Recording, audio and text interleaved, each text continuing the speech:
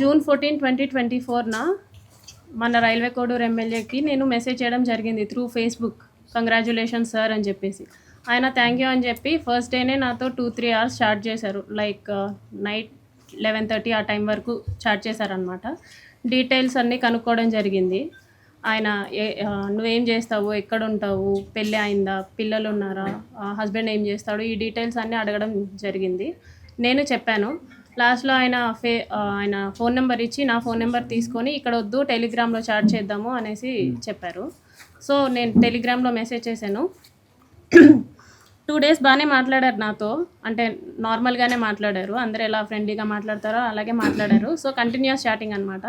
2 days తర్వాత video calls చెయ్యి, నీ న్యూడ్స్ పంపించు అని ఈ టైప్ ఆఫ్ మెసేజింగ్ చేయడం జరిగింది నాకు. సారీ సార్, నేను న్యూడ్స్ అయితే అట్లాగా పంపించలేను, వీడియో కాల్స్ కూడా నాకు కంఫర్టబుల్ కాదు అనేసి చెప్పాను అనమాట. నేను నా బాబు మాత్రమే ఉంటాం ఇంట్లో. నాకు ఒక కేర్ టేకర్ ఉంది. న్యూడ్స్ పంపించమని ఒక 3-4 డేస్ అడిగారు బాగా. నేను పంపను అనేసరికి కొంచెం బెదిరించడం లాంటివి చేశారనమాట. ఓకే న్యూడ్స్ పంపొద్దు, నేను నీతో మాట్లాడాలి, నన్ను పర్సన్గా మీట్ అవ్వు, ఇన్ పర్సన్లో మీట్ అవ్వు అని చెప్పేసి అన్నారు. ఎలా కుదురుతుంది సార్, నాకు అవ్వదు, నాకు మా బాబుతోనే ఉంటుంది రోజంతా, నాకు అవ్వదు అనేసి అన్నాను. ఒక 2 డేస్ బాగా బతిమలాడుకున్నట్టు అడిగారనమాట నన్ను. మీట్ అవ్వచ్చు కదా, ఈ టైంకి మీట్ అవ్వచ్చు కదా, నేను ఈ టైంకి ఫ్రీ అవుతాను అనేసి ఇలా అడగడం జరిగింది. నేను రిజెక్ట్ చేశా.